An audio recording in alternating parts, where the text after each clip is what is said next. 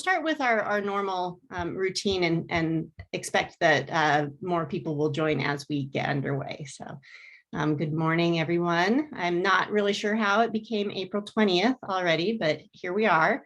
And it's a beautiful day in Salt Lake anyway. So here's our agenda for the meeting today. We'll do our welcome and introductions as we always do, because we really want to make sure that you guys get to know one another as best you can, given that this is a virtual meeting. And we'll cover some announcements and updates to the Medical Home Portal website.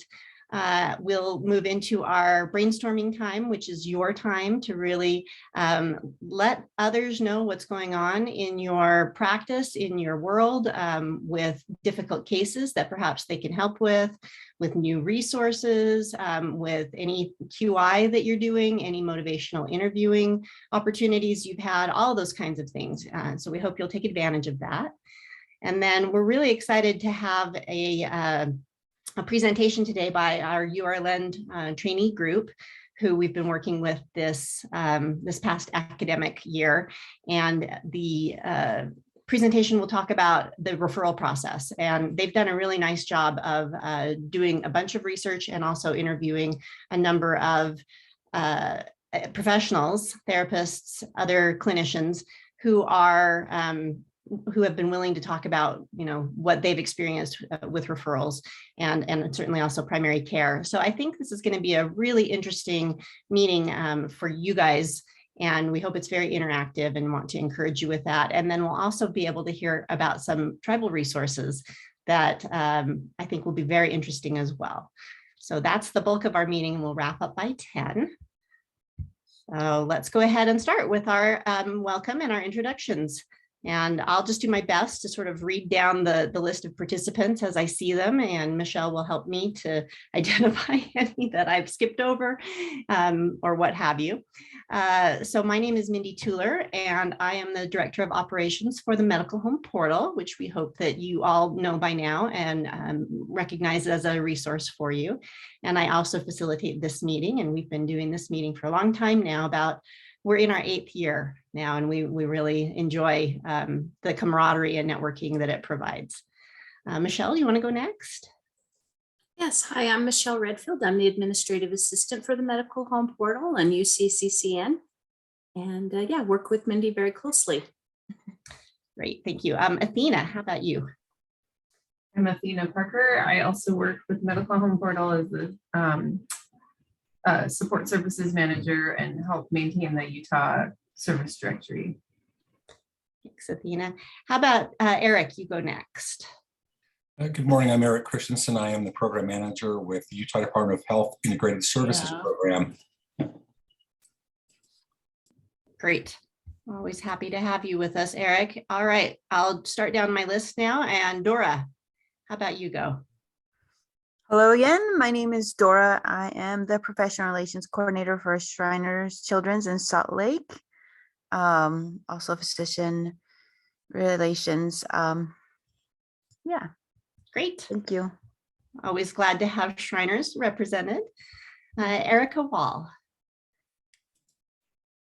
Hi, I'm Erica Wall. I'm with ISP Services, Eric's group. I cover Duchesne, Daggett, and Uinta counties. Excellent. Glad you're with us, Erica. Nicole, Craven. Hi there, I am a URLEND trainee, also a pediatric nurse practitioner student. So glad to have you with us, Nicole. All right, next, how about Natalie Carter?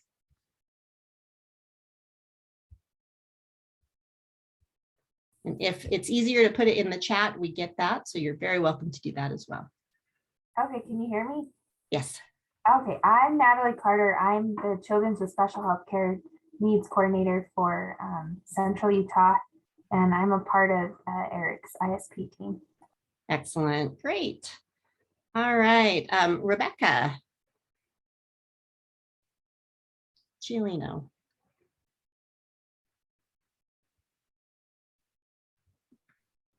Did you say my name? Sorry, I couldn't hear very good. I did, Rebecca. Go ahead. Okay, my name is Rebecca Cellino. I'm a nurse care manager at the Farmington Clinic. Excellent. Glad you're with us. Yep, thanks. All right, Shelley Medley. I'm the nursing supervisor of our ambulatory care management team at UHealth, and I am going to be working with Dr. Kira Watson and Dr. Molly Dose and starting a new like transition clinic from high-risk peds into adult care. So That is so great, Shelley. We're really pleased and we want to support you in any way we can. Welcome. Okay, hey, Sylvia, can you introduce yourself? Yes, hi, I'm Sylvia Estepa, and I'm one of the nurse care managers at the Redwood Health Center. Wonderful. Welcome, welcome. All right, Tina.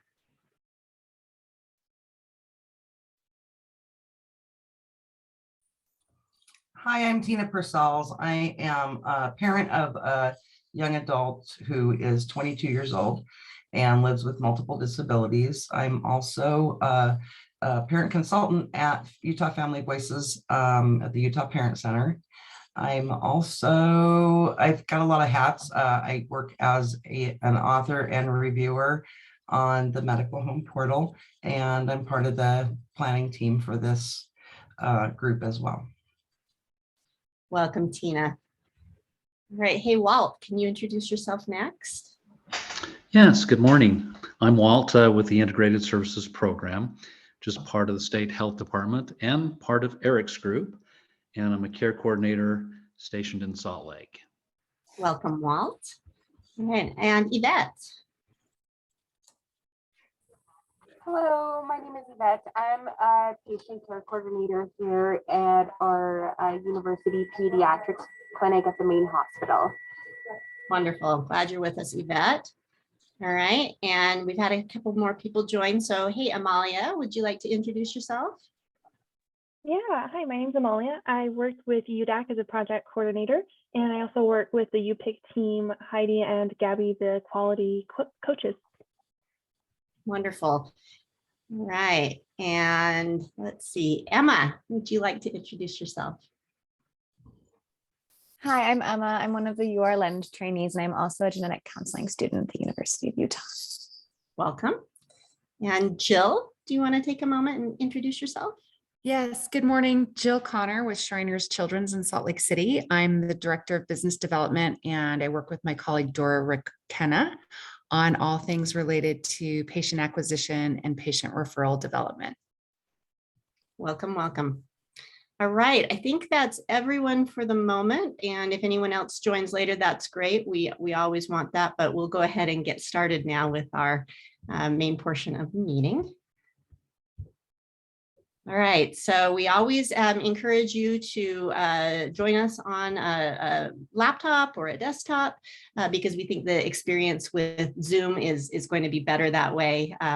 We also want to let you know that if you are able to use the chat, if you prefer to use the chat, you're very welcome to do that. We are trying to embrace all of the Zoom features and really take this platform to the next level. And so please feel free to do that. It's a great way to interact. And we'll try and end promptly at 10 and respect your time. And then just a reminder, although theoretically you've all figured this out. So since January, we are using a new Zoom link that requires a registration prior, and that's just to help us to gather attendee information for our record keeping. And I think it makes it easier for you. There's a little more work up front, but then you're good to go for the whole year, or at least a series of meetings if you go ahead and do the registration. So if you have any questions about that, please just let me or Michelle know. All right, so I wanted to let you know about Transition University. This is through the Utah Parent Center, and they are actually doing a number of opportunities that are in more rural areas of Utah. They're on the road. So here's a flyer, and Tina, if you want to have anything to say about this, please jump in. You can see that there's actually a workshop being held in 2 days, 2 and 3 days in Richfield. So that's coming right up. And right after that, there's another couple in Cedar City. And then following that, there's a couple in Blanding. So if this might be of value to anyone that you're aware of or working with, I have specific flyers that I can send for each one of those areas and those workshop combinations. So please let me know. But you can see that dinner is included on the first night, and then breakfast and lunch the next day, and it's at no cost. So And I yeah, just wanted, Tina, I'm sorry, I was just going to put a plug in and say Utah State Board of Education is helping to fund this. So we're really grateful for their partnership with that. Oh, that's fantastic. Yeah, so Transition University had started around 2018, I think, and really started becoming, before that, Family Voices was basically the project that did most of the transition. But now we are kind of all partnering together on this. We have a transition team and we have Family Voices. And it will be our Family Voices consultants on the road. So this is something great for us because, you know, COVID stopped all of this. This is how we used to operate. We would travel down and meet with the families and you know, in person. And so we're kind of excited that we get to do this again. The one thing that I would say is encourage your families that if they're going to sign up, to please come. And because we take a lot of time to travel down and be there, and sometimes we'll end up in Cedar City with, you know, 18 participants registered and we'll get 1 or 0, and so that's deflates us completely. Not that I need anybody to undeflate us, but yeah, just, you know, encourage them to show up. It's worth it. One of the biggest pieces that parents find valuable in Transition University is that guardianship piece. It is the one place that you are going to get the actual real way to petition for guardianship of an adult. I'm not saying the one place, but it is, you know, we've kind of put every little question together that's come out of all the years of our work. And we now have a guidebook and also this class that will really help to iron things out and help parents understand and not be freaked out about guardianship. And Tina, I was going to just say, you mentioned the guidebook. The guidebook that has been developed to go along with this, I've been able to preview it and kind of work on that a little bit with part of a team, and it is really, really well done, and very helpful, and not too much. That's the nice thing. It gives good amount of information. It's well paced, and it's a kind of a study guide that goes along with this course.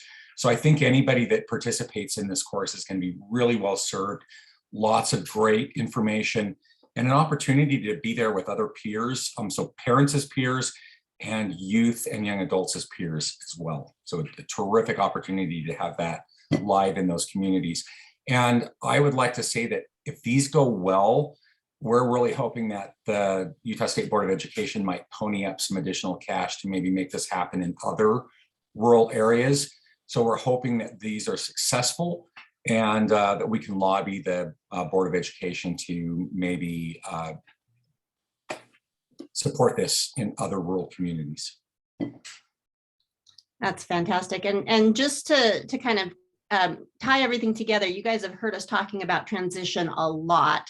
This is a part of the overall transition to adulthood effort that is being spearheaded by by Intermountain, but with full participation by the Utah Department of Health, Eric's team, and also the University of Utah.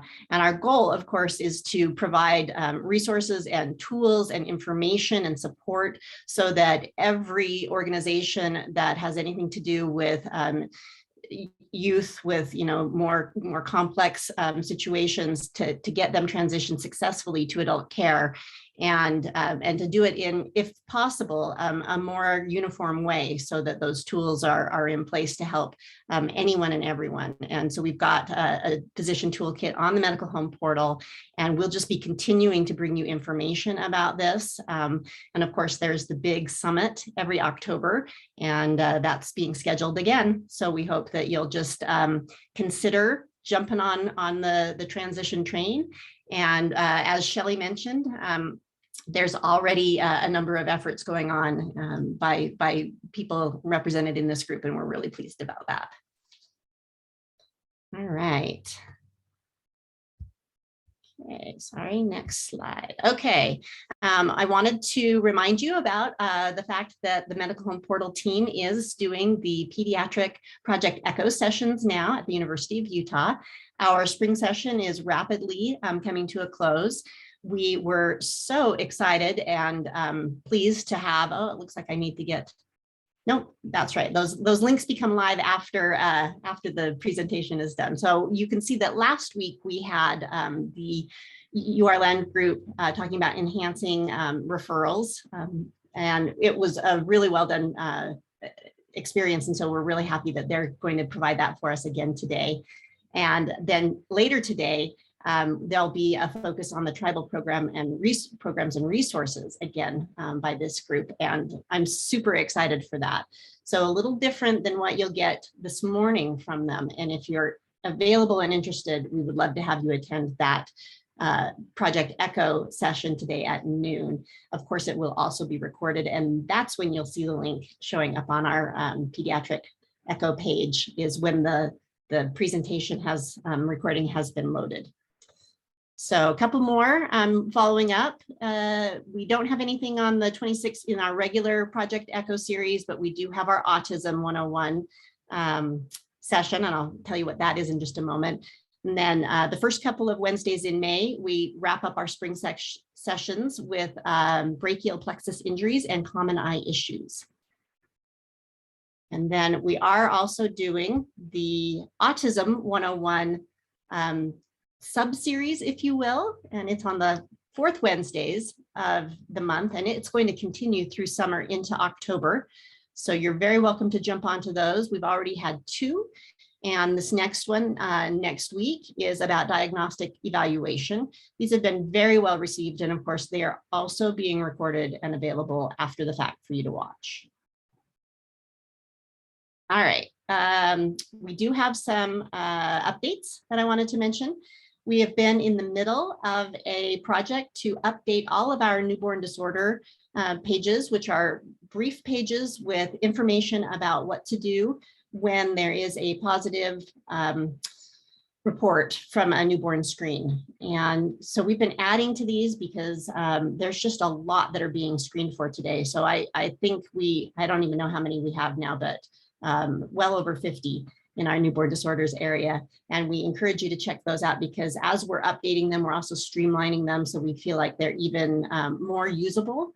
And there are resources there as well to make sure that providers know what to do when they get a notification of a positive screen. We've also had an update recently to our pediatric diabetes screening and management care process model. And we've also updated our toilet training children with special needs page. And I just wanted to remind you that our care notebook has had an update, and it is available on the Medical Home Portal. It's one of our most valuable resources per the hits and the downloads that we see. And it's been completely revamped to be an online fillable PDF. So we think that's a nice feature. Of course, you can also download it and print it if that's what you're interested in. And then we have a Spanish version, also fillable PDF, that should be posted probably this week or very early next week. So we're really excited about that as well. And thank you to all the folks who have helped us with that, including Eric's team, to make sure that that Spanish version made sense. And I apologize, I didn't put a reminder about the SPARK autism study in here. So I'm just gonna throw out a nod to that right now. And of course, Amalia is on. So a reminder that that SPARK research study for autism is ongoing. It's free. And it's better than free because participants can receive some Amazon gift cards for their participation, and they don't have to leave home. If you have patients that you'd like to get information to them, Amalia is always happy to send you a digital version of those or even physical flyers that could be helpful. And she's put in the chat, please reach out to her if you have any questions. It's been very successful, and we're really excited that the University of Utah's SPARK project is one that has been able to continue. That hasn't all been the case for all of the sites, but the University of Utah's research program on this has done very well, and Amalia is a big part of that. Great. All right. Oh, Tina, go ahead. When you have a sec, I have one announcement. I just sent you 2 emails on it. Sorry. Oh, yeah, go ahead. So the Utah Parent Center is very, very well known for the summer resource list. And that is ready and on the website. I have sent Mindy a link to that. It gives lots of, we pretty much find everything in the state that we can find out about that is inclusive. And now we also we've had Anna Dees working on it this year, and she has put in some tips and tricks on inclusiveness and finding the right program, maybe helping them be inclusive for your child, and also different, not only disability specific programs, but programs that we've called and they said we're absolutely inclusive and we'll do what we need to accommodate. So there's a lot more. It's a little bigger this year. There's more resources in it. And then along with that, there is a Lunch and Learn series, virtual, and it's Wednesdays in May from 12 to 12:30. May 4th, we're going to talk about extended school year and what that means and what it can look like, and keeping up with goals during the summer. May 11th will be successful vacation and staycation travel tips. And then May 18th will be plan your IEP, and 504, looking towards the next school year. So just a few things there. Mindy's got the info there if you want to send it out when you get a chance, Mindy, but this is the long awaited, everybody, we get calls all April looking for this list, March and April, and we try to get it out, but this one is bigger and better than it's ever been. Ooh, so exciting. Yeah, I saw that in my inbox this morning. Get ready for summer. If you haven't already signed up for the Utah Parent Center newsletter, I really encourage you to do that. It's fantastic, but I will make sure that those get sent out. Thank you, Tina, for that. All right, looks like Athena is going to talk to us about the spotlight today. All right, is that showing the right screen? It looked like I was on the wrong screen there for a second. So I just wanted to highlight 2 content areas in the website that go along with our presentation today from the URLEND Trainees. So under for parents and families, and in the after a diagnosis or problem is identified section, there's 2 sections we think would be extra helpful to look at and that kind of relate to things that will be talked about later. It's assistance in choosing providers and partnering with healthcare providers. So the assistance in choosing providers section has some subsections in it. So if you click on this carrot, you'll see there's all kinds of information about, how to work with your insurance in choosing a healthcare provider, what the different types of providers are, choosing subspecialists, choosing therapists, choosing mental health providers,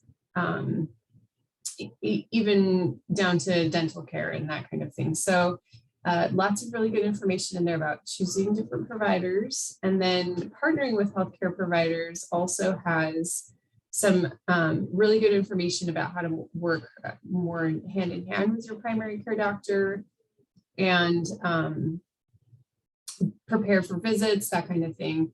And again, for this audience being mostly care coordinators, just a reminder too that this information can be translated into any language. So it's really great information that you can print off for someone in your clinic with a new diagnosis, and it's available in any language, which is also great.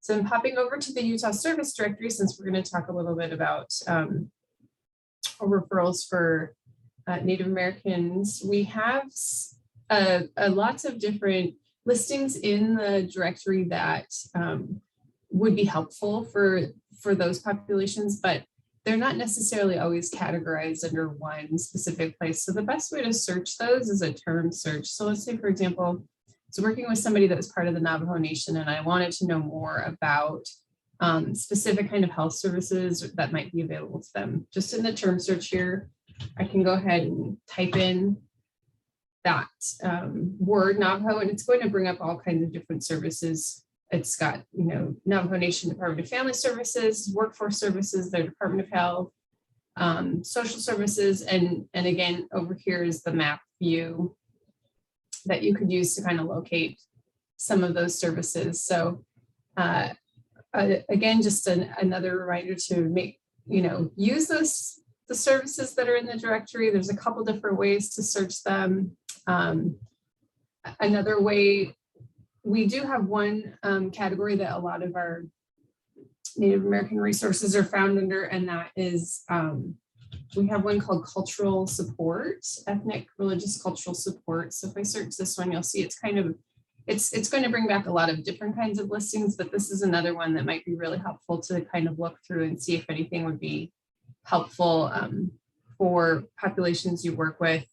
You know, there's a Native American mentoring program, Development Council, Navajo Trust Fund, there's Housing Authority information, behavioral and mental health services, and then there's some youth mentoring services listed there as well. And that's just the start of the list. So hopefully those resources are helpful.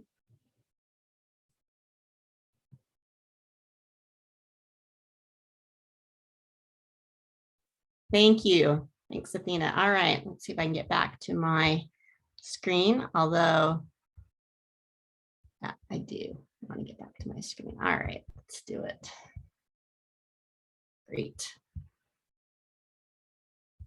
Okay, so this is our brainstorming time, and so we'll open it up for a few minutes to you guys and let anyone who's got something they'd like to share or ask about take the floor. I just have a quick note about Social Security, and it's for families that are applying for like SSI through Social Security. A week or two, they sent me a notification that now you can go in person to your local office without an appointment. And so now you can start the process in person, online, or by telephone. Wow, that's great. Okay, thank you, Walt. That's terrific. Always appreciate that kind of information. We'll see if we can make an appropriate update if that's needed, but we'll certainly put that in the summary of the meeting that we send out. So yeah, this is a big deal because everything shut down with COVID and nobody could go into the offices. And so we've seen in our phone calls lots of struggles for families because some families just need to go sit down and do the paperwork with a worker. And so this is going to open up doors, a lot of doors for people. Of course. Yeah. Literally. Doors. Thanks, Walt. Anyone else?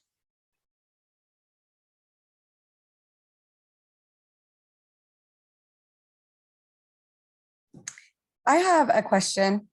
And probably already you guys mostly know this, but I had a patient that requested ADHD testing, getting the diagnosis. And I guess the PCP was not sure if they were able to diagnose or they had to see a psychologist. This is a good question. From what I know, a general pediatrician, a regular pediatrician can diagnose. If I'm wrong, someone please correct me, but all three of my nephews were diagnosed with ADHD at their pediatrician's office. That's kind of where my experience is. It's not necessarily with my job, but so with some of the kiddos, usually either if the pediatrician feels comfortable with providing the diagnosis, they are allowed to. It isn't necessarily something that they don't recommend that the pediatrician does, but it's just whether the pediatrician feels comfortable doing so. If not, a lot of the parents and families move forward with the neuropsych evals so that they're able to do that ADHD diagnosis or any other diagnosis to add on, then they will coordinate with their primary care so that they can all in conjunction have those diagnoses. Okay, so they would basically do a referral to neuropsych testing, like is pediatrics, or does it? Yeah, so, and it really depends on the location that's doing the neuropsych evaluations. Each insurance is very different when it comes to neuropsych evals. Most of the locations are based off of the insurance, the type of plan that they have. So it's really good that they also call their insurance and make sure that the location and the provider that's doing that neuropsych evaluation is covered. But that's essentially how it works with the neuropsych evals. And they'll just do a one-time assessment. They'll provide that back, and they don't need any further follow-up from there. Okay, I believe they have TRICARE, so obviously they would have to have a referral, but where are most of the neuropsych practitioners located? Because I believe they were having problems even finding that. So there is a neuropsych eval page that I have that I can send over. I don't know who it would be best to send to. And they do those neuropsych evals where they can just, it actually tells you like the insurance, and actually I believe it's part of the Utah Department of Health. They have the autism evaluations. They have neuropsych portions of where it tells you which location does those neuropsych. Oh, on the medical home portal right there. Okay. Correct. Yes. Okay, awesome. I can just look that up. Thank you so much. Of course. Can I give another point of view? Because I work in a general pediatrics clinic and our doctors do the diagnosis, but you have to have 3 independent people do the evaluation. So we usually will use a parent, school teachers, and then the physician is the third. So we use the Vanderbilt as well as other testing screeners and obtain all of that information. And then the physician can make the diagnosis. So the doctor, the parent, and the teacher. Yep. Yeah. Okay, and then she said she was having like a hard time getting her daughter, I think it's the IEP for school. Every district calls it different, but so that she could get like special exceptions, like extra time on projects and stuff. Is there a specific, like with the social worker in the school district, would that be a good contact for them to help them with that? Or the Utah Parent Center is actually really good with helping with IEPs and 504s. Once they have the diagnosis, I usually will write a letter to the school recommending that they have special services, that they have the diagnosis. And especially with the letter, the parent or the school is more obligated to pay attention to that. I was just going to chime in here and say too, though, but without the diagnosis, generally they're not obligated to make special accommodation. So having the diagnosis is going to be really, really important here to ensure that this kiddo gets the type of, services and things that they need. Now, the difference though, knowing the difference between an IEP and a 504 is very important though. 504 allows for accommodation for medical concerns. So like my son had type 1 diabetes and he was allowed like extra time if he needed on his, like if he was having low blood sugar or high blood sugar, it was test time, things like that. IEP is special education services. And this child might have ADHD, but might not require special education services. So, this child might need a 504 plan and, have to get something taken care of to say, okay, if we're having, freak out or, having some attention issues, how do we accommodate that in the classroom to allow for, just regular education classroom? How do we allow and accommodate for that? So getting that diagnosis is going to be the first step. And then we've got Tina, who's the expert. So I'm going to shut up and let her go. Okay, yeah, that was my next question. So they get the diagnosis and then where do they go? So I want to clarify a little bit too with 504. I actually just did. I was the auntie at a 504 meeting for my nephew who's having some serious problems at school. And it's due to his, he has ADHD, but we are trying to separate behavior from ADHD and help his parents understand the difference. But so we did set up a 504 for him, and 504 is protected under the special education law and the IDEA. And so it can be for a lot of different things. For him, we actually, he was having some problems out on the playground. So we have, but he loves, like his favorite website is engineering.com. So now he has structured recess for a while where he's doing some cool engineering stuff instead of getting in trouble on the playground. He's got hourly check-ins with a teacher or adult there at the school. And then there was something else. Different placement in the classroom, much closer to the teacher in the front. When testing, that was the fourth thing. So help, he tends to try to get through testing really quick because he wants to be Mr. Cool. And that's kind of what happens with ADHD is you want to be rush sometimes and your test doesn't come out so well. So those are the kind of things we accommodated for him. We're going to have another meeting in about 2 months to see how things have gone and see if changes can be made for him to have a little freedom on the playground again. But those are the kind of things that you can work on top of, healthcare issues and other things. Thank you. Was that helpful, Rebecca? Yes, that helps so much. Thank you so much. Great. And yes, we do have a fair amount of information on the medical home portal about 504 and IEPs and the laws and all of that. And the Utah Parent Center has a parent consultant for all the school districts or areas of the state that could also be helpful in this. So wonderful, wonderful. I'm just watching the time and I think we need to move into our— Can I just ask one question? Do they just call the Utah Parent Center or do they need a referral for that as well? Just call. Yeah. Okay, perfect. Self-referral is great. And we'll put all of this in the meeting notes as to Rebecca, so that'll go out.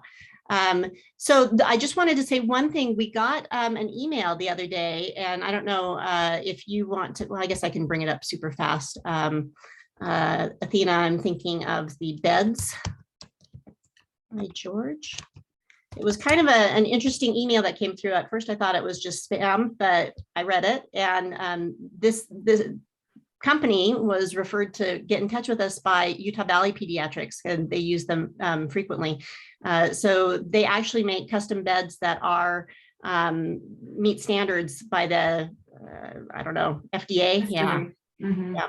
And so we've added this to our services directory. And so if that's something that you your families you're working with might need, this is a new resource on the medical home portal.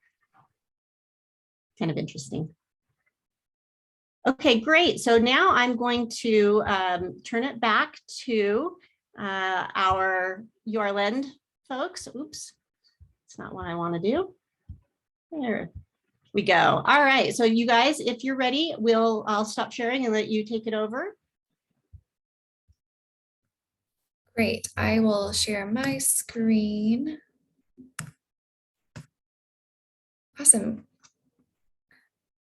Got to figure out how to start the slideshow though.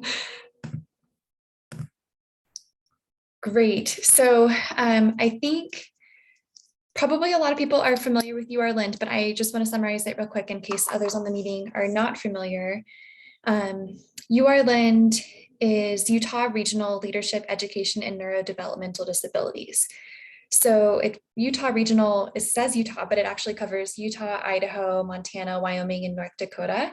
And the trainees that are accepted into this program are from many different disciplines. They're parent advocates, self-advocates, and we all generally spend about 300 hours, and that's divided into didactic seminars, clinical experiences, and then we are all assigned to a leadership project. And we are in a multidisciplinary group. For example, Emma is a genetic counseling student. I am a nurse practitioner student. Christian is a registered nurse, and Abby is a speech language pathology student, and Sarah Winter is our faculty advisor. And so our team spent, at least 100 hours, and we were tasked with coming up with a way of enhancing coordination and communication. And we chose to look at referrals to improve, especially for children and youth with special health care needs. And so the idea that we started with is that clinicians don't often know the optimal way to refer to therapists, vendors of durable medical equipment, and other specialists. And as a result, parents experience frustration, waste of time and financial resources pursuing referrals that were requested with wrong information. And so this is what our presentation is really going to focus on today. After we present this information, I will briefly touch on tribal resources that will be covered primarily in our ECHO this afternoon. And so we have nothing to disclose. So let me see if I can, okay. Our objectives for today, like I said, we're going to discuss what our specific team project learned with practical improvement suggestions. And then we want to overall understand issues surrounding inadequate referral communication among the care team. And so we just want to start, like Mindy kind of touched on, we do want this to be interactive. So we'd love for you to type in the chat some words or phrases that come to mind when you think of challenges you faced with the referral process. I know that we all come from different backgrounds. And so if you personally often make referrals, or if you primarily receive referrals, or you're helping to coordinate all of those, some things that we have thought about, maybe lack of understanding of what that specialist can provide. We've heard some problems with no-shows, and that could be related to lack of understanding. It could be to poor communication of like who's calling who. And so if you just want to share a few words or phrases that come to mind, and you know, we get to read the chat with each other while I continue on with the presentation, that would be great. I can also call out some of the things in the chat and we can sort of talk about them a little bit. I see that Eric contributed that sometimes there's no idea how the referral turned out, or a failure to close the referral loop. Right. Yeah. And that could be super frustrating to not understand, you know, you lose that follow-up, and that would be really frustrating to not get to hear the end of that story. Thanks, Eric, for sharing. Mindy said no standard referral form with helpful format or fields. Right. And I'm glad that you mentioned that, Mindy, because our team was looking at that approach as well. And I think overall we decided that among all the specialties that we were interviewing, which we'll share our methods in just a few slides. But yeah, it's really difficult to come up with a streamlined form when we all have different documentation programs, and sharing that information is really difficult and among different specialties. So I completely understand that frustration, and I think that's an ongoing challenge that we get to hear as well. Okay, if people want to keep chatting, that's great. I'm going to move on to the next slide so we can get going. And so if once again in the chat, if you want to share what your profession, what categories of information do you include in an average referral? Not all specialties really need to hear developmental level, or, you know, some, you know, physical therapy would want to hear any developmental motor delays. Speech therapy would love to hear, you know, all kinds of delays. There's just different informations that different specialties and professions want to hear. And then what information do you hope to see when you receive a referral? Kind of the same question, but it's depending on whether you receive or refer more often. So keep thinking about those things as I move on, so we have some time to chat about all of it. So the purpose of our project was to better understand issues surrounding inadequate referrals and communication from members of the care team. So we are obviously at a Utah Care Coordination Network meeting. So it's pretty clear that everyone attending this meeting today clearly cares about effective referrals.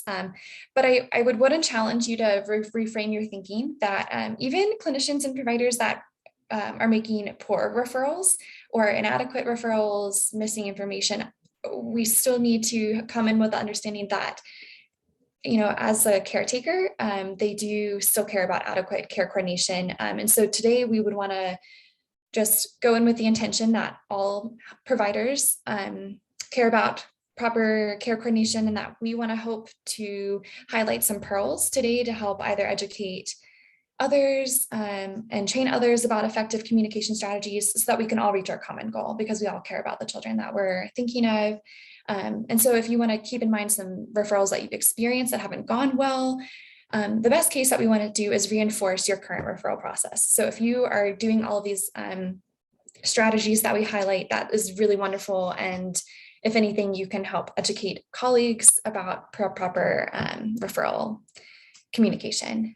We want to give a voice to all members of the care team. We didn't just interview those that make referrals, we interviewed those that are receiving referrals so that we can share a common collective voice so that we can ultimately improve care coordination efficiency. So throughout our LEND experience, we have some parent advocates that are really wonderful.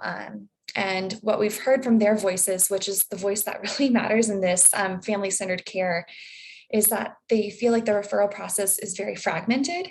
They really wanted more guidance about what their child could benefit from their diagnosis, you know, some guidance about like, well, you could benefit from PT speech, but, you know, let's help you get into what's your goals at this moment. A lot of times we've heard, sometimes I just want to be mom. I don't want to be the care coordinator. And that's, you know, it speaks to the time burden that impacts the entire family. It's siblings and caregiver relationships that are impacted by either great care coordination or inadequate care coordination. So we started a literature review just to highlight our population focus. So I think a lot of us are aware that, you know, a lot of families are dealing with children with special healthcare needs. 1 in 5 families in America alone has a child with special healthcare needs. And that, you know, generally constitutes 1 to 4% of all pediatric patients, but this population accounts for 1/3 of pediatric healthcare costs, with almost half requiring specialty care annually.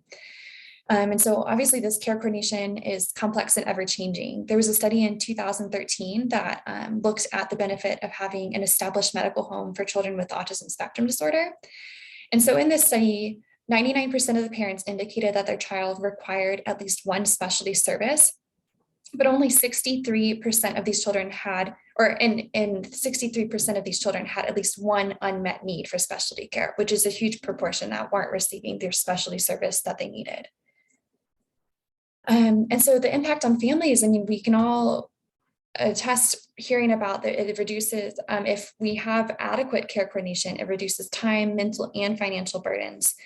There was a study that looked at time burden, that adequate care coordination was reducing times, or the odds of time burden, by 32%, and obtaining a referral without a problem reduced odds of time burden by 26%.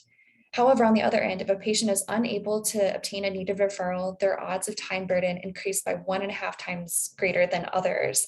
And this is the highest contributing time burden component, the fact that they did not obtain a needed referral.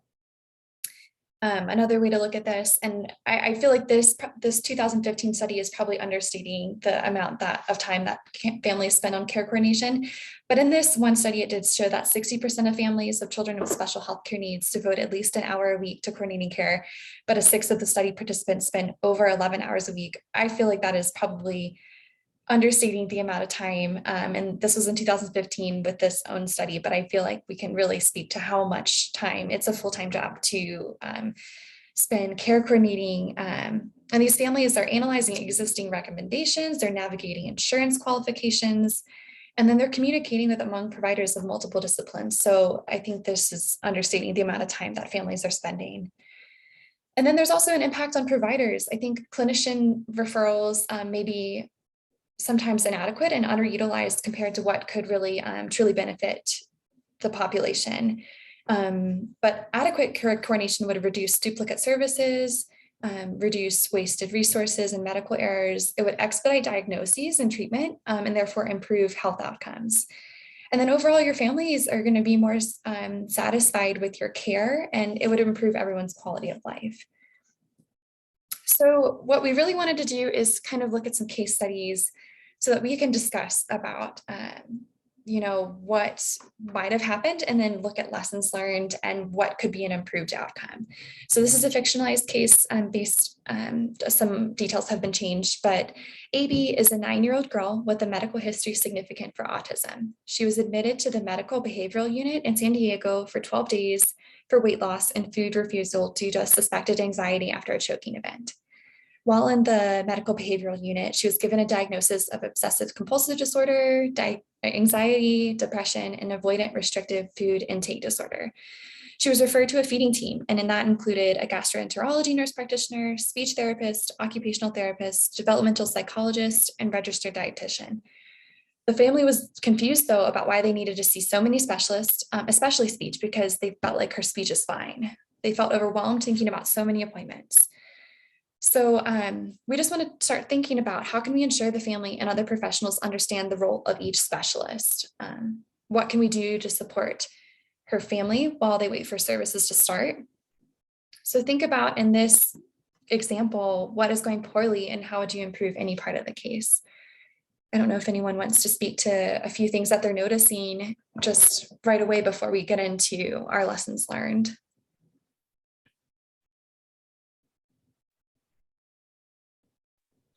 Nicole, we regularly hear from this group that families get overwhelmed when they have too much to deal with. And so the multiple appointments can be, I can totally understand that. Yeah, absolutely. And especially when you've just spent 12 days in a unit, you've received these diagnoses that, you know, not everyone, I mean, some of us have heard of anxiety, depression, but avoidant restrictive food intake disorder, that sounds very overwhelming in itself. And then to hear about all these appointments, thanks Mindy for sharing. I agree. I mean, that would feel really overwhelming after an exhausting 12 days. So yeah, figuring out a way to not feel so overwhelming with this big team that you've been assigned to.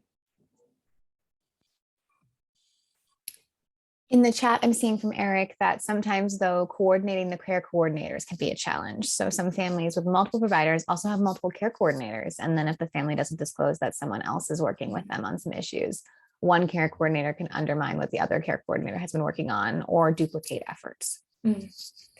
I can definitely see that. And also, I feel like that's really hard when we all want to be on the same team. And so, Eric, when you spoke to like you unintentionally undermining what another person has said, and that feels really hard when how do we gain the family's trust when we're saying conflicting things? That is well, really. And I'm going to just interject here too and say sometimes families are shopping for the best answer. And I hate to use that term shopping, but you know, you're hoping that maybe someone has an easier path to what you're looking for. And I don't blame the family for that.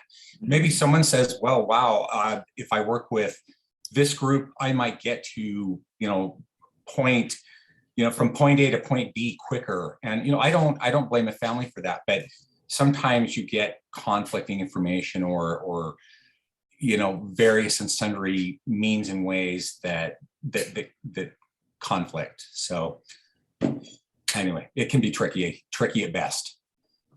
Right. I love that. Thanks for highlighting that. And yeah, it's great to see that perspective too, so that we can understand it's nothing personal. It's, you know, it's their child and they want the best care possible. So we're going to move on to another case study with Emma going to take over that. So another case study, another fictionalized case study is for a patient RG, age 4, who was diagnosed with a chromosomal microdeletion, developmental delay, and autism. His family lives in Panguitch, Utah, and it was recommended that he receive speech, occupational, and feeding therapies, and that he follow up with genetics at Primary Children's Hospital in Salt Lake City. The family was also given information about the Utah Parent Center and was encouraged to visit their website for more information and educational videos. Upon follow-up a few months later, parents were asked about how RG's progress with his therapies was going, and they reported that they had met once with a speech therapist, but otherwise were not receiving any therapy. So something to keep in the back of mind as we're proceeding with the conversation, but if there are any thoughts right now that folks would like to share about some barriers that could have been in place that could have impacted the RG's family being able to access the recommended services. This is Tina.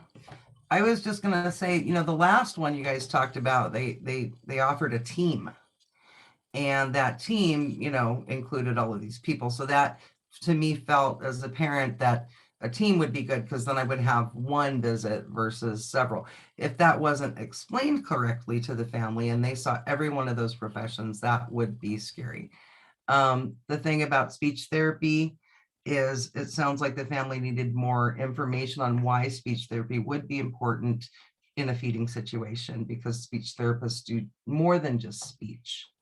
And then with this little guy, it sounds like there's not a team approach or there's not a team option. So this family is being sent out to several different, or not sent out, but asked to, set these things up. This can be overwhelming for a family depending on their situation. I think we need to remember that we're looking at not only, what the child needs, but what is realistic for the family. And I can see things like calling the Utah Parent Center going to the wayside because that doesn't seem that important versus the others. And then a few months later, the fact they got him into speech and they met was good, but it sounds like they could use a little support in, revisiting the thoughts on why, or the thoughts on how they can get these appointments made and meet the needs of the child. This to me sounds like a family that, obviously either doesn't have a lot of time or doesn't have maybe the skills to do some of this on their own. And in this situation, they could partner with someone like me or a care coordinator to, assist them in getting these appointments made. Well, I was going to say too, Tina, along those lines, they live in Panguitch. That's not exactly a mecca of services. So do you have, with the exception of the school district, do you have OTPT and, SLP right there locally for them? So what are alternative methods possibly? Might you have to do this via telehealth or something else? Or is this going to require the family to do some travel to wherever you're going to, these services might be offered? So, sometimes recommendations are made along the Wasatch Front where we have, a whole bunch of services available and families don't have those options in the rural community where they reside. So sometimes getting care coordination involved, folks can dig in and help the family and say, okay, it's not right there on your doorstep. What's the next best option that we can, help you guys get connected? There's 3 places that do occupational therapy in Panguitch. Just so you know. But yeah, that's another big one is how do we do this?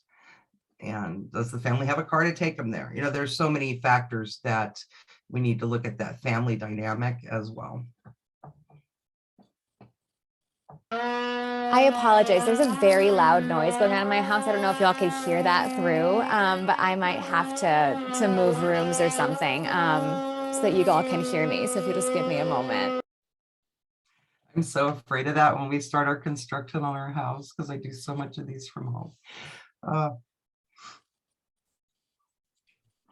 It was Texas Chainsaw Massacre going on there in the background. I've tried to move farther away from it and it's really just permeating through everything. I don't know what this is or where it's coming from. It's not as bad where you are now. That's wonderful to hear. Hopefully we can sort of work through it. But yes, you both raised really important points about thinking about what resources are available in the area, especially if it's somewhere not, like you said, not like the Mecca like Salt Lake City can be. And then thinking about also that piece that you raised, Tina, about having to coordinate everything individually versus being able to access everything sort of all at once through a team setting. So these are great perspectives. And we'll revisit both of these cases after we talk through a little bit more about what our project was and think about what we could have done potentially to sort of make this a better outcome for these families. So thinking through the methods of our project, what we were working on is, like Nicole said earlier, we wanted to think about sort of within that broad umbrella of improving care coordination, thinking about referrals as a particular area where we could make an intervention, and then thinking too about wanting to better understand the gaps in information from each end of the referral process. And so we interviewed providers who make referrals and providers who receive referrals in multiple different specialties: speech therapy, PT, OT, feeding therapy, behavioral therapy, and vendors of durable medical equipment. And thinking about just sort of, we had semi-structured interview guides about what to discuss with them. Our goal was to synthesize the common themes and challenges in the referral process and present potential solutions. We also wanted to understand how to close that communication loop, as was raised earlier in the chat, between appointments with the family and making sure that everyone is aware of what's going on and seeing where the opportunities for that arise. So the interview guide that we developed for the providers who make referrals is we asked questions about what are some challenges that they face in referring children and youth with special healthcare needs to services such as PT, OT, speech, audiology, behavioral, feeding therapy, and durable medical equipment. We asked what information they shared with parents about these services when they're making these referrals. What do they tell them to expect, and what do those conversations look like? We asked what would be helpful to make the referral process easier. As mentioned earlier, we started the project thinking potentially about a referral form. And so we asked what an ideal referral form would include for them. And then we also asked about the medical home portal and their experience with that, seeing how helpful it is for them and for their colleagues in making referrals to these services. Next slide, please. Then on the other side of the process, with providers receiving referrals, those physical therapists, OTs, audiologists, everyone that we got to speak to, we asked what information about a patient from a referring provider would help them to be better prepared for a first appointment or evaluation. What specific questions would they want to be answered in a referral form? What an ideal referral form would look like? Have referrals that have gone wrong impacted access to services? What would they want other professions to know about them, about what they can provide, and what are some misconceptions there about what their service does? And if they felt like their service was underutilized in any way for children and youth with special healthcare needs. We asked them what type of patient do they feel would benefit from their services that would be currently underutilizing it. And one of our main takeaways from these conversations was that our initial thought about an ideal referral form, as we spoke to all of these different providers and different specialties, we learned that the information that they each need is very different. And so rather than having one referral form for every type of service, we learned that that wasn't something that would be particularly feasible. And then thinking from the side of the providers making referrals, they mentioned too about the importance of being able to do so within the electronic medical record. And so one of our initial takeaways from some of these interviews was thinking that rather than focusing on making a form that could be an answer to everything, we could think about synthesizing what these common challenges are and some potential solutions, and being able to share that with our colleagues and with other folks in the medical profession in hopes to sort of reemphasize what can go well and how we can overcome those common barriers. And so now we're going to walk through some of the themes and the common lessons learned from these interviews that we synthesized.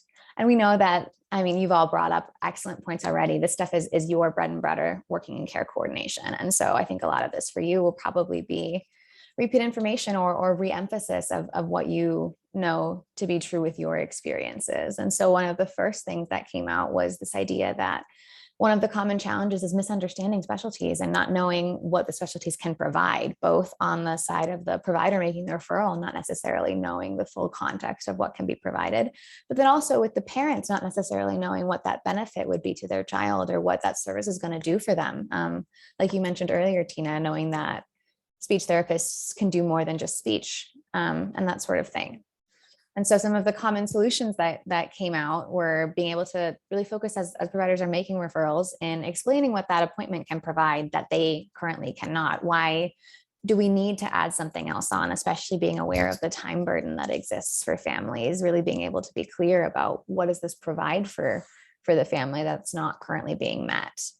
Additionally, as was mentioned earlier, thinking about priority or space, capacity to add something on for the family. And so sometimes referrals cannot get followed up upon because it may not be a priority for the family at that time. One story that came out of the interviews that we did was that a family was recommended to see a feeding therapist, and they were working on, see an OT, and the goal that was being worked on an OT that was set by the OT was working on feeding the child feeding themselves with utensils. And for the family, that wasn't a priority at that time. They were focusing on other things and they had other priorities. And so they felt like for the child to feed themselves just using their hands was sufficient. And that was something that they felt like wasn't a priority. And so they were considering not continuing with OT as a result.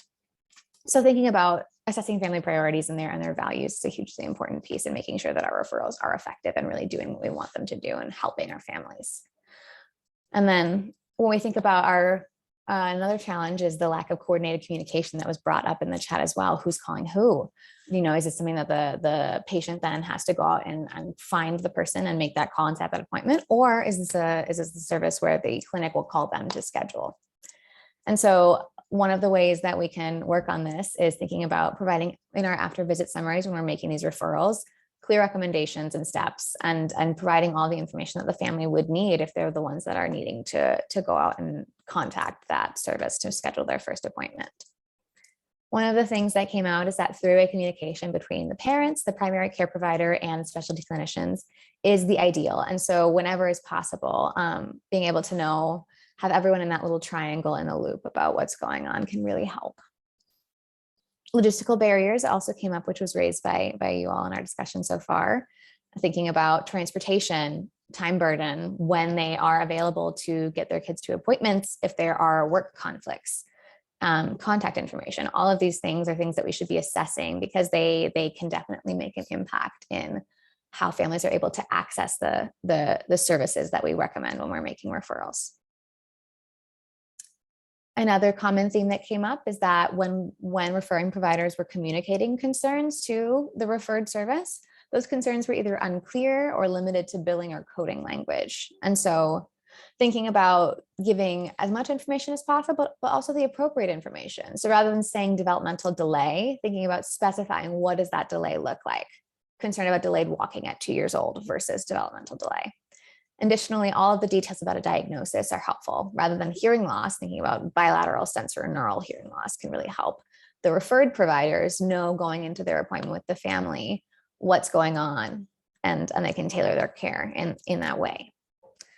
Similarly, as this information is being shared, sometimes there hasn't been a communication about previous services that have been accessed or interventions or treatments that have been attempted and how successful or not successful those have been, as well as consider differential diagnoses. And so this can cause duplicative work, as was mentioned with the multiple care coordination, where there can be unintentional undermining or duplicative work. And so being able to share this information in referrals, and so that families aren't being asked to share all of the details of all of their stories every time, and that sort of emotional burden, as well as just thinking about making sure that our care is as efficient as possible and we're able to really build on what our colleagues have already done rather than having to start from scratch every time. Another challenge was limited bi-directional communication between the referred and referring providers, thinking about, again, that closed loop. Once we send our patients off to a specialty, sometimes we don't get that feedback of what's been worked on there. How is it going? Were they able to access it? And so one way that this can be done is to sort of forward summary notes from those services to the primary care provider every now and then, so that they're in the loop of what's been going on when they get to see the family again. Long wait lists can come up with a lot of these specialty services. I know genetics in particular is one where we see that arise. And so thinking about, as we are waiting for families to be able to access the care that we provide when we make a referral based on wait lists, thinking about how we can provide information in the interim to help meet that need in some way until they're able to see that service. So thinking about resources to send them home with, trusted websites, tips to implement in the home, books to read, that sort of thing, anything that could be helpful in sort of tiding over until we're able to access that care. And as you all know, the medical home portal is a great resource for that. Additionally, one common challenge that came up, a big one, was just not knowing where to send patients, not knowing where to go for feeding therapy, where to go for speech therapy. And so we were able to sort of share that the medical home portal services directory is a huge resource for that as well.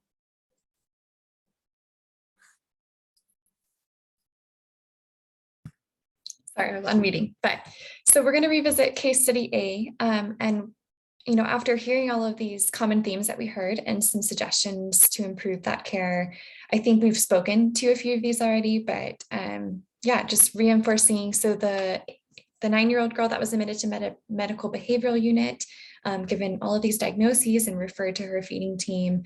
So we're going to talk about what could have resulted in a better outcome. We've touched on a few things already. So we emphasize that we want to clearly identify the roles of each profession involved and expectations and outcomes for the evaluation. So just going through each member of the care team and explaining, I've seen some forms in certain offices that explain, well, have you heard of nurse practitioner? Do you know what that role can do? Have you heard of a speech therapist? And I love those diagrams. And if your clinic can have charts like that, if you have a common team, being able to just have a flyer displayed that clearly identifies the roles and the professional scope. But then also within that team, having frequent discussions so that each member understands the role of other professions, so that appointments are used, the appointment times are used wisely. I know Tina spoke to the fact that it's wonderful that this is a team, but even among teams, we need to continue that conversation and say, like, this is my goal for the patient, and talking about what appointments are going to be used and the time used wisely. And then, we're going to provide the family and the patient with education and resources, tools like Emma was talking about, so they can implement a few things while they're waiting for initiation of services. In this case in particular, it was going to be 3 months before her first full team appointment. And so, knowing that the parents are probably going to be going on Google and looking up ARFID for one of her diagnoses, saying, well, Google is not always accurate. Let me direct you to some of the websites that I really feel give the most accurate and unbiased information for you while you wait for that appointment. Coming back to case B with RG, who was 4 and had developmental delay, autism spectrum disorder, and a chromosomal microdeletion, who had been recommended to receive speech, physical, occupational, feeding therapies, follow up with genetics, Utah Parent Center, all of those things on the list. Some of the things that could have helped that whole conversation about referrals and thinking about accessing these services on the next slide are explaining the purposes of each of those therapies. Why are we making the referral to all of those, and what are they each going to work on? Why is that important? And then similarly, as we talked about earlier, figuring out for the family, what is the biggest priority? Do they have capacity to take all of these on? And are they able to, if they could triage what seems most important to them or what their goals are for working on the family, being able to have that conversation and have the referring provider know where everyone is at in terms of what those goals are. Additionally, as we think about rural settings like Panguitch, or settings that are far away from major medical centers like there are in Salt Lake City here in Utah, thinking about home internet access. So if they were living in an area where there wasn't particularly strong home internet access, making referrals to services or recommending services like videos online through the Utah Parent Center may not be something that is able to be accessed by this family at home. And so rather than sharing a resource that couldn't fit for them, if we're able to assess their home internet access, maybe we can adapt our resources to send them home with a packet of information or a book to read rather than something online if that's not accessible for them. Additionally, as we talked about coming to Salt Lake City or just having to transport yourself, thinking about what the transportation needs are. And if they're in an area where there isn't particularly good public transportation, being aware of that and thinking about how as these appointments are coming up, or as this piece of thing is coming up, thinking about those barriers of transportation and what we can do to sort of make assistance in helping people get to the appointment that they need. And if telehealth is an option, if they're in an area where they do have that home internet access or that telephone access, being able to evaluate how important an in-person appointment is versus what care can be provided via telehealth if there is major transportation challenges. Similarly, with alternate phone numbers, sometimes we know we don't always catch everybody, and sometimes phone numbers can change or we don't have the right information. And so as we've talked about that issue of who's calling home, making sure that we have the right information to be sharing with our partners in referred services if they're calling to try and make an appointment. Another thing that can come up too is when we think about rural settings or small towns, is that sometimes there can be concerns about stigma or privacy concerns. And so that can sometimes impact families pursuing all of the services that they need or that sort of thing. And so being able to discuss how they feel about accessing all of this care within their community can be another important piece to think about. And so moving forward, just wanting to sort of summarize everything we've talked about today, everything that we've worked on through our project for this past year, and everything that you all have been working towards for your careers in supporting care coordination for children and youth with special healthcare needs. We will be posting on the Medical Home Portal website some communication pearls summarizing these common challenges and opportunities for solutions or opportunities to make better outcomes, so that our colleagues can reference them. We were really hoping that today for you all, that this could just be sort of a refreshed consciousness of the things that you are already knowing and doing about closed looped communication strategies, and being able to share this with our colleagues who maybe aren't at this meeting today or aren't as involved in care coordination in their day-to-day lives as we know that you all are, and being able to sort of be reminded of what some of the common challenges are for a lot of people and how we can work on that. Additionally, thinking about when we're talking to our families with providing pre-appointment education, thinking about all of the different things that can go in there. And so then future directions that we thought of moving forward from this project is that we know that education on referrals isn't formally implemented in any sort of medical training programs, not in nurse practitioner school or medical school or anything like that. And so we think that workshops in these settings could be really helpful for helping students and new providers understand how to provide communication about referrals and practice that implementation. And then ultimately, really what we were hoping to do with our project and with this presentation is just to create a platform for us all to learn from each other, from other professionals, as a reminder of our common goal of improving the health of the patient and the quality of life for their family. And so as we're wrapping up, we just want to extend a special thanks to all of the folks that have made this project possible, our faculty advisor, Sarah Winter, our family advocates, Laura Bishop and Christian Chapin, the folks that we've been working with at the medical home portal, and then all of the providers that we got the chance to interview and speak with, from whom we really drew from their experience in synthesizing all of these common challenges and opportunities for growth. Can I say one thing real quick, guys? I didn't want to interrupt you earlier, but just one of the things for everybody to keep in mind is probably a very, very common call I get as a resource person is we're newly diagnosed with autism and we're supposed to call you to get set up for ABA therapy. Or we were given, the doctor said ABA therapy is, or we were given the referral from the office. Somehow, almost every family, whether the child is high functioning, no matter what level autism diagnosis they're always told, and I won't say always, I'll say the ones that are calling me have been told ABA therapy. So that sets off bells and whistles if they look into it at all, because it's very really expensive, takes a lot of time and commitment. And just last week I had a mom whose son is diagnosed as a teenager and on target for college, but was just given this diagnosis by the doctor, and somehow in the referral package there's ABA therapy, and she's flipping out because she doesn't have time and she doesn't have money or coverage for that. A lot of times it's not an appropriate referral, and I don't know why every time the word autism is used, ABA is put right along with it. It can be helpful for many, many situations, but I think they need to take a better look at their patient and not freak the parents out, because then, I'll take them. I will take them and I'll calm them down and I'll give them the resources and talk about ABA with them and what it's all about.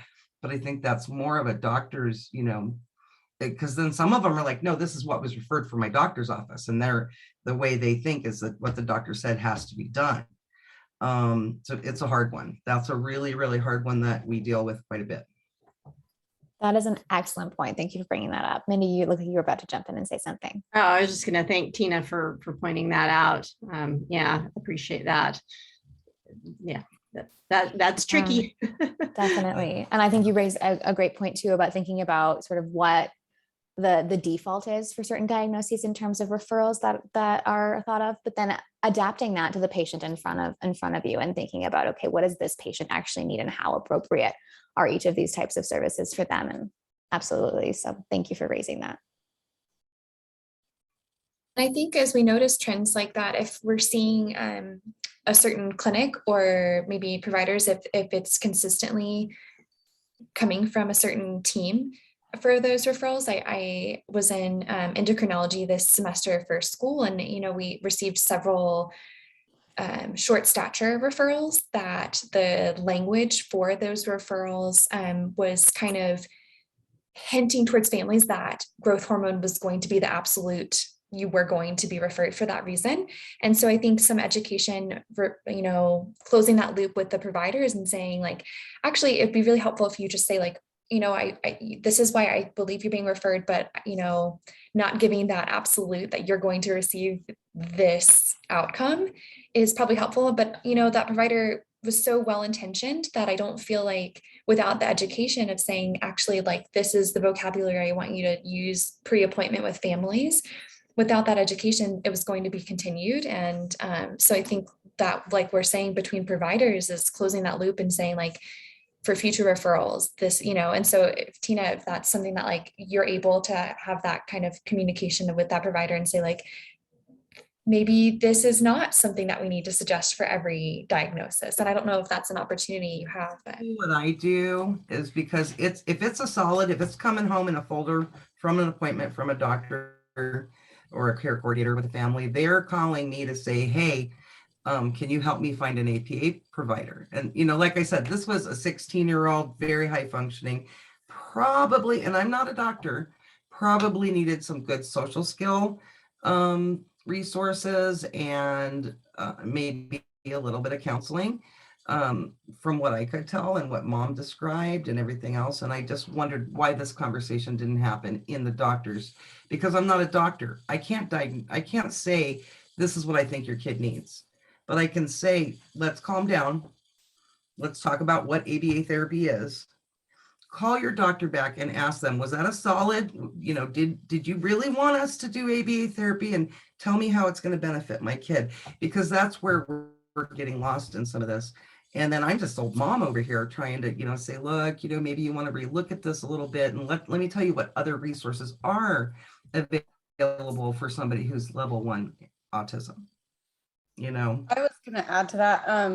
I think a lot of the times, like, doctors don't really know a lot about certain things. And so I think some good some educational stuff would be good. I know that we have a lot of like internal med docs that do pediatrics and then also family medicine too. So no, I think like education is the key on the referrals, and to know what to order, I guess, and maybe even educating the care managers better to where when they do ask us, we know exactly what they need, so that we get more education on what the therapies exactly entail.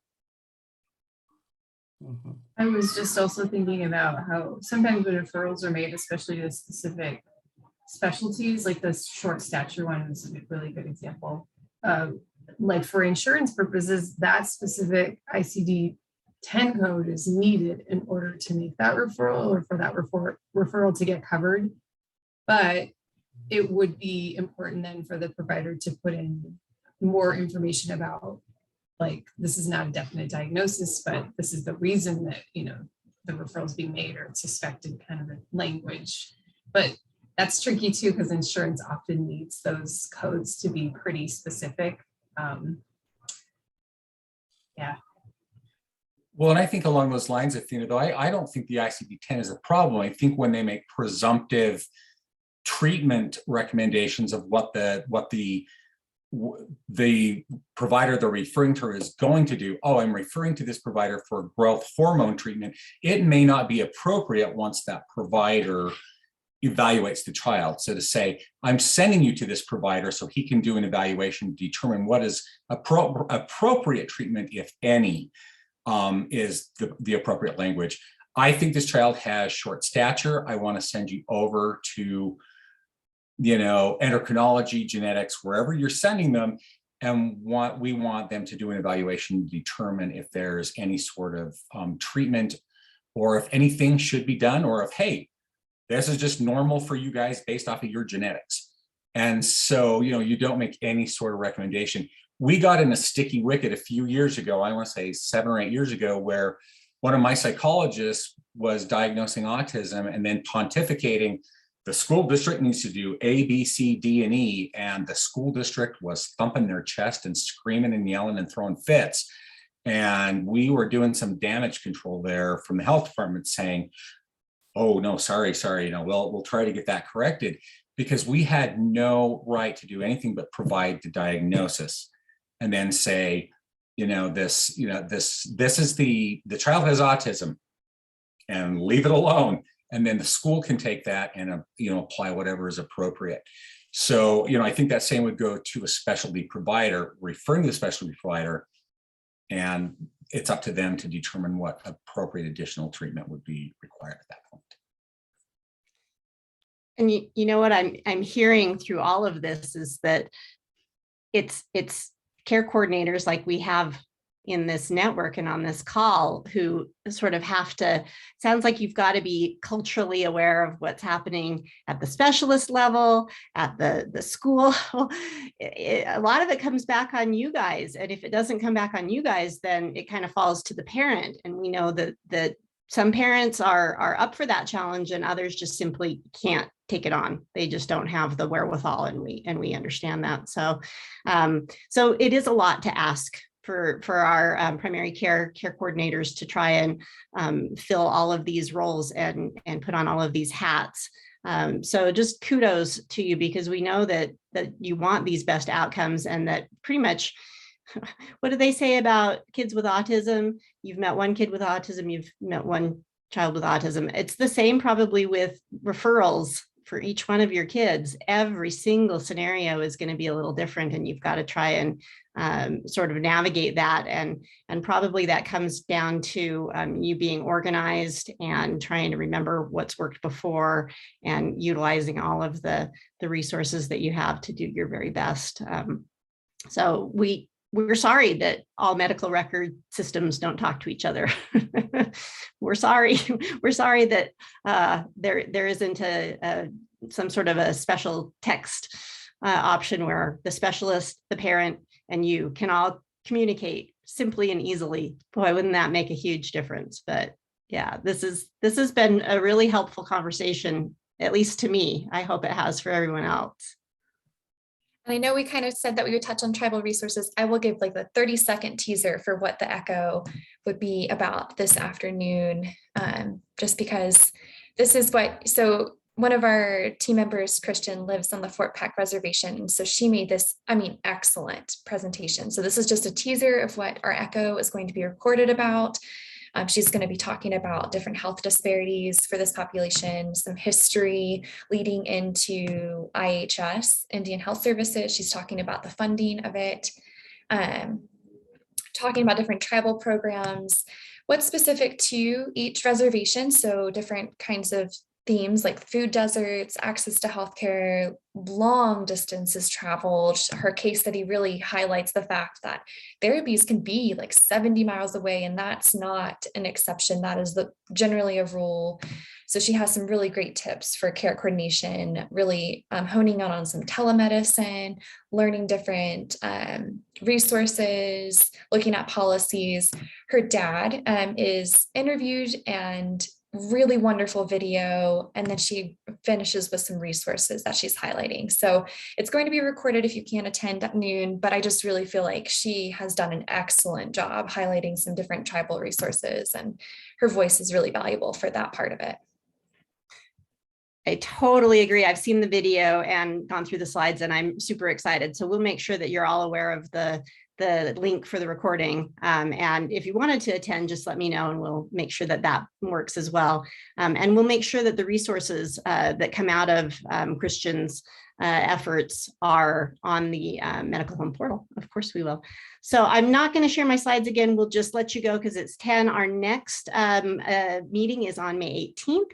It's going to be the hands-on medical home portal, little groups, kind of competition. And we had so much fun doing that last year. We hope you'll join us again on May 18th. And don't forget, you can use the listserv in between meetings if you have questions or things that you want to put out to the group. And we'll get the notes sent out ASAP that include everything that we've covered here today. Thank you, everyone. Have a great rest of your day, a great rest of your week. And thanks so much to our URLEND trainees. This was excellent. Bye-bye. Take care, everyone.